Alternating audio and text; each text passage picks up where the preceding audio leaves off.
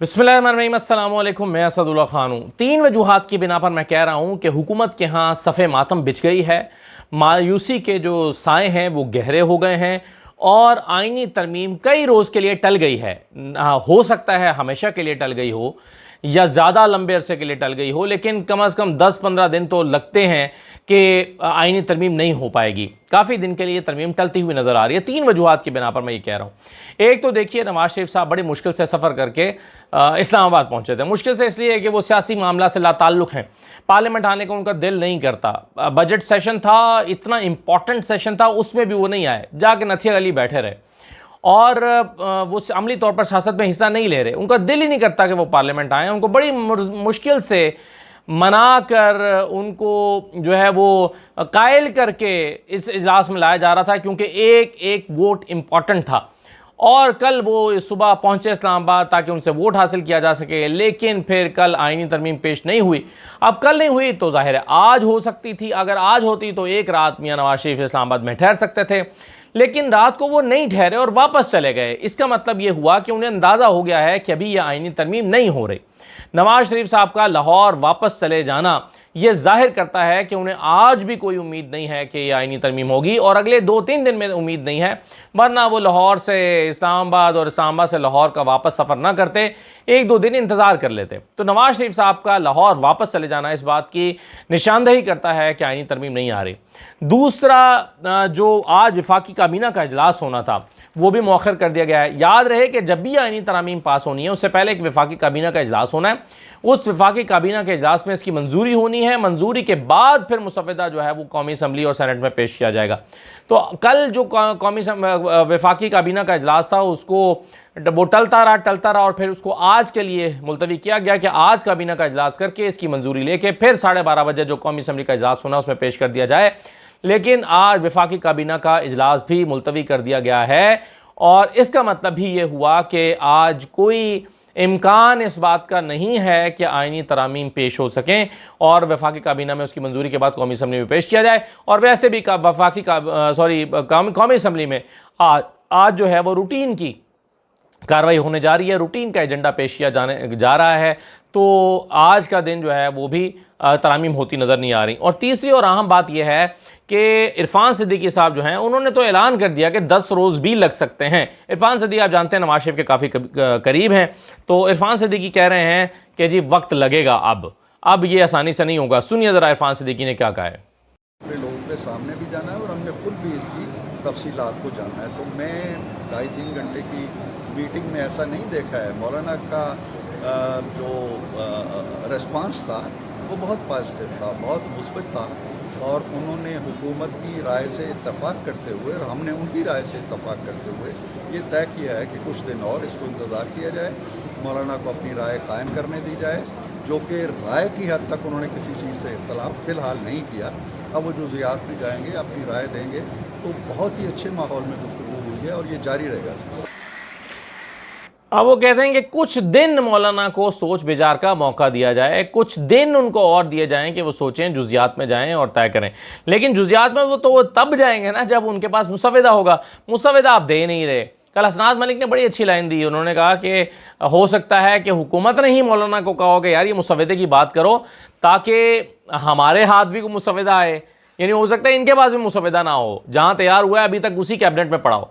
तो मुसवदा है नहीं, जुजियात में वो कैसे जाएंगे। इरफान सिद्दीकी कह रहे हैं कि जी उन्होंने इत्तफाक किया है इस बात से कि यानी खुश आइंद है, उन्होंने जो रद्द अमल दिया रिस्पॉन्स बड़ा पॉजिटिव था, लेकिन उनको मुसवदा मिलेगा तो वो जुजियात में जाएंगे ना। मुसवदा आप दे नहीं रहे, तो मामला अभी जो रात मैंने कहा था कि डेड लॉक हो गया है, ये डेड लॉक बढ़ता हुआ नज़र आ रहा है। तो ये 3 वजूहात की बुनियाद पर मुझे लगता है कि अभी ये आईनी तरमीम नहीं होने जा रही। एक, नवाज शरीफ साहब का वापस चले जाना मायूस होकर।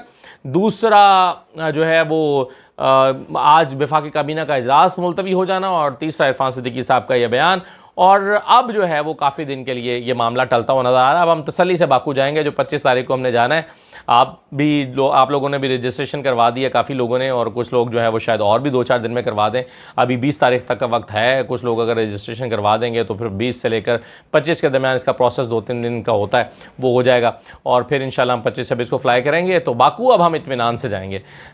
सिद्दीक जान से मुझे आदत पड़ी है, क्योंकि जब भी कोई हमें टूर प्लान किया होता है, लोकली टूर प्लान किया होता है, उस बात में इधर उधर कहीं हाइकिंग के लिए, कैंपिंग के लिए जाना होता है, तो हम जब बात करते हैं सिद्दीक जान से तो सिद्दीक जान कहता है कैसे जा सकते हैं, इतना इंपॉर्टेंट एक हेयरिंग आ गई है, कैसे जा सकते हैं, अब तो जा ही नहीं सकते। तो हम कहते हैं यार वो अब हेयरिंग इतनी अटेंड की है, एक हो जाएगी, नहीं नहीं नहीं नहीं, ये हेयरिंग नहीं छोड़ी जाए, ये सबसे इंपॉर्टेंट हेयरिंग है या ये सबसे अहम डिसीजन है।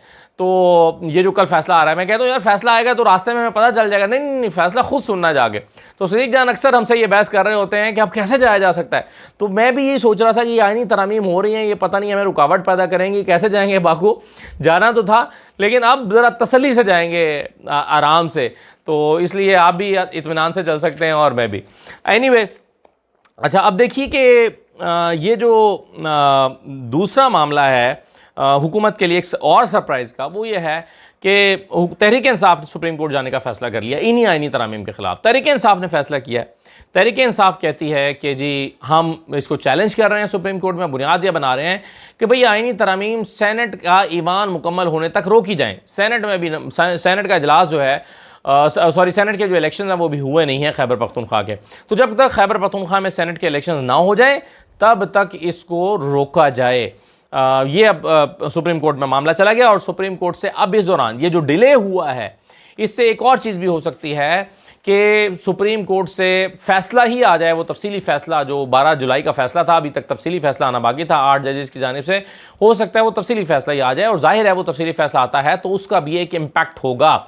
अगरचे हुकूमत ये प्लान बनाए बैठी है, ये कोशिश कर रही है कि एक कॉन्स्टिट्यूशनल कोर्ट बना दें, और देखें कितनी ज़बरदस्त कोर्ट एक नई बनेगी कि जिसका चीफ जो होगा वो वज़ीर आज़म लगाएगा, और उसके चारों जो मेंबर्स होंगे या 5 मेंबर्स होंगे वो सारे मेंबर्स भी हुकूमत ही लगाएगी, वज़ीर आज़म लगाएगा, वज़ीर आज़म की सिफारिश पर सदर लगाएगा। तो कितनी दिलचस्प कोर्ट बनने जा रही है। मैंने कल मिसाल दी थी कि ये इलेक्शन कमीशन की अदालत की तरह की एक अदालत होगी और इससे कुछ मुख्तलिफ नहीं होगा। तो कॉन्स्टिट्यूशनल कोर्ट 185, 67, 184, यानी ये जो कॉन्स्टिट्यूशनल मामलात हैं ये सारे जो है वो ये कॉन्स्टिट्यूशनल कोर्ट सुनेगी। तो मजाक बना के रख दिया। यही वजह है कि वकला ने आज नारेबाजी की है अदालत के अंदर, वकला ने आज शोर शराबा किया है और कहा है कि ये आइन के साथ खिलवाड़ है। कैसे नारेबाजी हुई है ज़रा मैं आपको ये भी दिखा देता हूँ कि उन्होंने क्या आज पार्लियामेंट सुप्रीम कोर्ट के बाहर ये नारेबाजी की है, और इन वकला का ताल्लुक जो है वो किसी सियासी जमात से नहीं है। देखिए ज़रा।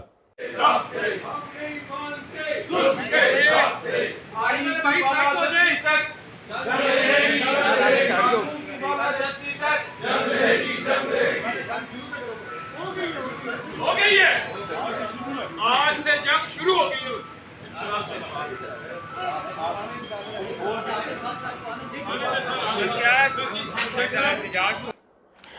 अच्छा, अब ये जो वकला है ना, ये हम चूँकि सुप्रीम कोर्ट में होते हैं तो सुप्रीम कोर्ट में जो सबसे अगली रो होती है उसमें ये सीनियर वकला ऑब्जर्वर के तौर पर बैठे होते हैं। ये हर इंपॉर्टेंट केस में आते हैं, बैठते हैं, सुनते हैं, बाद में कभी कभी अपनी राय का भी इजहार कर देते हैं। ये मीडिया टॉक भी नहीं करते, ये इतने जो है वो हैं ये बुज़ुर्ग सीनियर वकला, लेकिन ये उस तरह से जो है वो लाइमलाइट में नहीं आते। लेकिन आज इन्होंने जो है वो ऐलान कर दिया है कि कानून की बालादस्ती पर कॉम्प्रोमाइज़ नहीं किया जाएगा, और इसके लिए तहरीक का उन्होंने कहा कि आज तहरीक का आगाज़ हो गया है। तो तहरीक इंसाफ एक तरफ चली गई सुप्रीम कोर्ट में इस आइनी तरमीम के लिए, फिर ये जो वक्फा पड़ा है इसमें जो सुप्रीम कोर्ट का 8 जजेस का फ़ैसला है, तफसीली फ़ैसला, वो आ जाएगा, और इसके अलावा वकला की तहरीक शुरू हो गई है। तो हर तरफ से दबाव पड़ गया। 3 शख्सियात आज बड़ी परेशान होंगी। एक तो नवाज़ शरीफ साहब जिनका बड़ा अरमान था कि किसी न किसी तरह यह हुकूमत चलती रहे, और वो मायूस होकर वापस चले गए हैं। दूसरे काजी फ़ाइज़ ईसा साहब इस वक्त बड़े शदीद मायूस होंगे, क्योंकि बहरहाल ये उनकी एक्सटेंशन के लिए सारा कुछ हो रहा था। अब ये आइनी तरामीम हो भी जाती हैं तो इस बात का इम्कान न होने के बराबर लगता है कि काजी फ़ाइज़ साहब को एक्सटेंशन मिलेगी। लगता यही है कि कोई और 5 में से कोई और जज अपॉइंट होगा। काजी फ़ाइज़ साहब का घर जाना ठहर गया है। मौलाना फजल रहमान भी इससे मुत्तफ़िक दिखाई नहीं देते, और हुकूमत उसके आगे हथियार डालती हुई दिखाई दे रही है कि ठीक है चलें काजी फ़ाइज़ ना सही कोई और सही, लेकिन जैसे मंसूर नहीं होंगे, अपनी मर्ज़ी का कोई बंदा होगा। हुकूमत अब इस पर कायल होती हुई नज़र आ रही है। और तीसरे जो हैं वो वज़ीर-ए-आज़म, ऑब्वियसली वज़ीर-ए-आज़म और उनकी टीम बड़े मायूस होंगे कि भाई ये अब क्या हो गया है, बड़ा हमने फैसला किया था, बड़ा सोचा था। बैरिस्टर अकील मलिक बड़े खुश दिखाई दे रहे थे, आज़म तारड़ बड़े खुश दिखाई दे रहे थे। अता तारड़ साहब की प्रेस कॉन्फ्रेंस होना, वो कहते हैं जनाब हो गया, बस हो गया, शाम तक हो जाएगा, सुबह तक हो जाएगा, लेकिन ये सब कुछ नहीं हो पाया। तो इन शख्सियात में काफ़ी मायूसी की लहर जो है वो पाई जाती होगी इस वक्त। ज़ाहिर है इन ये सब इसके जो इसका बेनिफिशरी था वो सब इससे मायूस होंगे। अख्तर मेंगल साहब से भी हुकूमत साथ मुज़ाकरात कर रही थी। अख्तर मेंगल साहब से के 2 सेनेट में वोट हैं और दोनों बड़े इंपॉर्टेंट हैं, उसके बगैर नंबर पूरा नहीं होता। अख्तर मेंगल साहब ने आगे से कह दिया कि जी ठीक है, मैं 2 वोट ले लो, 2000 लापता अफराद छोड़ दो, 2000 लापता अफराद को बाजियाब करा दो, उन्हें छोड़ दो, वो अपने घरों को आ जाएँ, 2000 अफराद, तो मुझसे ये 2 वोट ले लो। अब एक ऐसी शर्त उन्होंने रख दी है जो हुकूमत के लिए पूरी करना मुश्किल है, पूरी तकरीबन नामुमकिन है। 2000 बंदे वो कहाँ से पैदा करके देंगे और कहाँ से, कोई एक जगह तो रखे नहीं होंगे अगर ये वाकई हुकूमत की कस्टडी में भी होंगे तो ये एक बड़ा मुश्किल सा मुतालबा उन्होंने कर दिया है। यानी एक तरह से तो इसको इनकार ही समझा जाए हुकूमत की तरफ से। तो सेनेट में भी नंबर पूरा नहीं है, मौलाना फजल रहमान के आने के बावजूद भी सेनेट में नंबर पूरा नहीं है, तो ये भी एक परेशानी की बात है। अकबर एस बाबर साहब ने ऐलान किया है कि वो 8 जजेस के फैसले के खिलाफ सुप्रीम कोर्ट में अपील करेंगे। तो कर लें, हुकूमत ने भी किया, आप भी कर लें, क्या फ़र्क पड़ता है इससे। मतलब अकबर एस बाबर साहब ने अपने आप को रेलेवेंट रखने के लिए ऐलान किया है। हालांकि हुकूमत ऑलरेडी इसके लिए जो है वो नज़रसानी में चली गई है, तो आप भी चले जाएंगे, आप भी फरीक बन जाएंगे, आपको भी सुन लिया जाएगा, आपका वकील खड़ा हो जाएगा, तो इससे क्या फ़र्क पड़ता है। तो अकबर एस बाबर जो हैं वो भी जो है वो पीटीआई के बानी का रहनुमा के तौर पर वो इसकी अपील में जा रहे हैं। अच्छा जी, और एक बस जाते जाते मैं आपको ये कह दूं कि इसहाक डार साहब जो हैं वो उनके बारे में ख़बर आज अखबार में छपी और मेरी चेहरे पर मुस्कुराहट आ गई। ख़बर ये थी कि इसहाक डार ने एमक्यूएम को एतमाद में लिया। ये बिल्कुल इसहाक डार साहब आपने वक्त ज़ाया किया है, इसकी कोई ज़रूरत नहीं थी। एमक्यूएम को आप एतमाद में ना भी लेते तो वो फिर भी आपकी जेब में, मुट्ठी में थे, उन्होंने वोट देना ही देना था। उनको बताने, इवन उनको किसी के फ़ोन करने की भी ज़रूरत नहीं है कि उनको के वोट देना है, उनको खुद ही पता है कि हमने वोट देना है, ये अंडरस्टूड है। तो ये आपको वक्त बर्बाद करने की बिल्कुल ज़रूरत नहीं थी एमक्यूएम के ऊपर। एमक्यूएम को जहाँ से इशारा होना था वो हो जाएगा, वोट वो दे देंगे।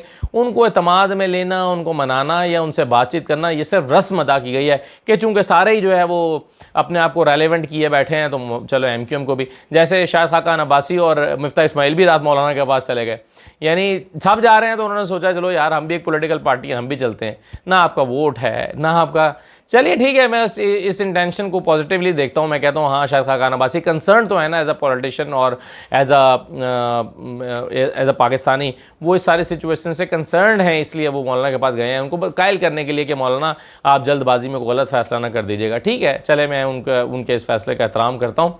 लेकिन एमक्यूएम जो है वो, उसको तो अपनी नौकरी करनी है, वो नौकरी कर रहे हैं।